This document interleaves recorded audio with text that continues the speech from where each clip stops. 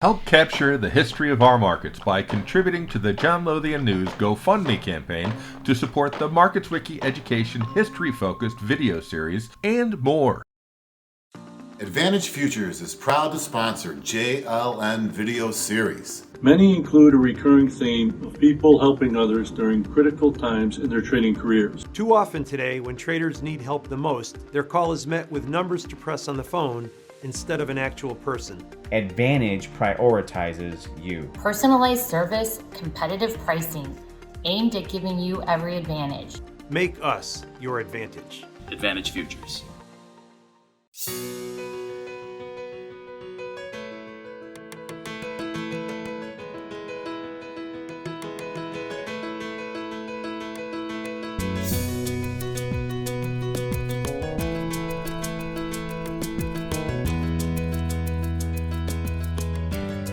I think it was in general the market inefficiencies, a market that goes limit down and limit up in the same day is, one could call inefficient. The markets were new, institutional interest was growing, but still sparse at the time. So not every firm on the street was even participating in the markets. So it was roughly just inefficiencies that could be captured. And then I guess my real advantage was I anticipated a large bull move in the bond market and traded around a long position for a long time. Many friends do so, and there was kind of a board of trade ethos that when someone threw a shoe or got blown out, people would come together and help them. And I had a number of those situations where I would help a trader get back on their feet. One particular trader, whose name I won't mention, had a blowout, and I had to loan him $50,000 so he could get back on the floor and get his feet back. And as a condition of the loan, I made him meet me every morning at 6 o'clock for a run on Lakeshore Drive, and that was the basis of the loan. As long as the loan was outstanding, he had to meet me and run in the morning. I thought it would be good for his discipline, and my hunch was having that loan covenant would make him pay off the loan quicker. And indeed, it worked. I did the first trade on the day that bond options opened. I wanted to be the first transaction. That was a spectacular addition to the floor, and that was one of the things that made the markets more efficient, which was kind of a continuous development that happened that lasts today. I did have one negative experience with a floor broker that I'm still mad about. I had sent in an order for 200 contracts to a broker that I used on occasion named Ray Elbin, and at the time I sent in the order, just immediately thereafter, the Fed had done repos in the marketplace, which was unexpected. Bonds literally went up a point, and I knew that my order had been in at a time. So when the mayhem died down, I went into the pit to talk to this broker, Ray Elbin, and he said that it was a limit order, and he said nothing done on the order. I go, and so my antenna went up. I knew that the market had traded through that order at the time. So at the end of the day, everybody had cleared out of the pit. I had this order that had not been filled, and there had been a tear off the order. So it was not a complete piece of paper. So I go, that's strange. So I started looking around on the floor, and I found a piece of paper that matched my order. And it indeed had been executed with a guy named Paul Siegel, who was a local that always kind of stood around him. My order had been executed. I saw 200 contracts filled at my price. And the next day he was fired. He never touched another order for A.G. Becker at the time. That was an outright theft, and it still makes me crazy. It may have been because of my experience in New York with Cantor Fitzgerald in electronic trading. It seemed very clear to me that the Board of Trade, even though it was fabulous, I like to describe it as grown men yelling, kicking, screaming, shoving, and spitting. I mean, it was really something. It was like going to the Super Bowl every single day.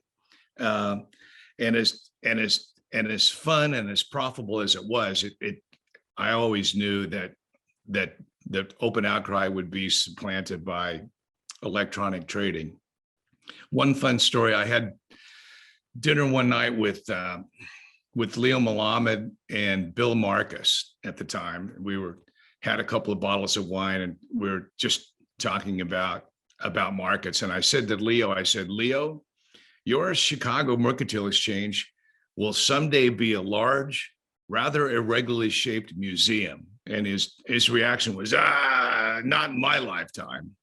But I was pretty sure that the floor was going away. So I took the opportunity to leave Chicago and as Horace Greeley recommended, moved west. So I moved to San Francisco. I still was trading extensively from upstairs, but by that time I had taken some money off the table and started investing in a new asset class called hedge funds, beginning in 1982. So in order to diversify my holdings, I would take money out of my account and give it to other risk takers that were specializing in different areas. And I had started that in Chicago, I think probably in around 1982. Richard Dennis, who I'd gotten to know, was opening up a managed futures program. So I think I was his first customer when he opened the store, and so gave him some money. I remember Bolero and I would grab our statements from C&D. I had talked Bolero into doing the same thing, and we would have breakfast and open up the statements in hesitation, because Richard Dennis was pretty volatile, so that the account would be up or down 100 or 200 grand a day. It was quite volatile, but that turned out to be a good investment. And I closely followed his turtle program. If you remember that, one of my employees named Liz Mack came to me. I showed her that Richard Dennis had put an advertisement in the paper looking for traders to try out this new experiment. And the experiment was with Bill Eckhart, was to see if trading could be taught, and the methods and concepts of trading could be transferable. So it was a very exciting program, and I encouraged one of my employees to apply. She was the only female that was accepted to that program. She later went on to be a very successful commodity futures manager, and so I was very close with that turtle program, and staked a number of the traders once they had finished the program and went on their own.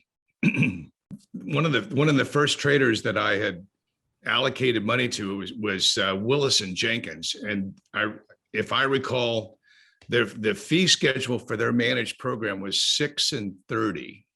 That was quite expensive for money management, but it was a very good investment, because the markets were not yet efficient. They were in the process of becoming so, but there was money laying on the street to be picked up if you had a specialized strategy and were willing to execute it. One of my first hedge funds investment was with a brother team named the Hickeys, Joe and Bob Hickey, and I knew them from the bond business. They had set up a limited partnership. This was really before hedge funds were really known as hedge funds. At the time, it was just limited partnerships. I gave Joe and Bob some money, and they just did spectacularly well. They were doing bond arbitrage and some very sophisticated bond strategies. Again, it was early days, so there was a lot of inefficiencies and a lot of profits to be made. I sort of collect millennials. Some guys collect cars, but I collect millennials. It helps me keep current with what's going on in tech trends. So I've been doing a lot of venture capital in and around cybersecurity, quantum computing, and that sort of thing. But I learned about Bitcoin in 2013 and realized This was similar to financial futures. It was a new market being born. It's been a phenomenal asset class. I've never. Once again, it was inefficient as new markets are in the beginning. There's lots of opportunity. The growth of cryptocurrency has surpassed that of financial futures by a landslide, and it's one of the most important things in financial history I think we'll ever see. It won't be long before every security, every bond, every stock, every loan transaction will be tokenized with smart securities. And these securities will be smart. The concept of smart contracts really kind of changes everything. It'll change the way we clear trades. Instead of T+3 days, it'll be T+3 milliseconds.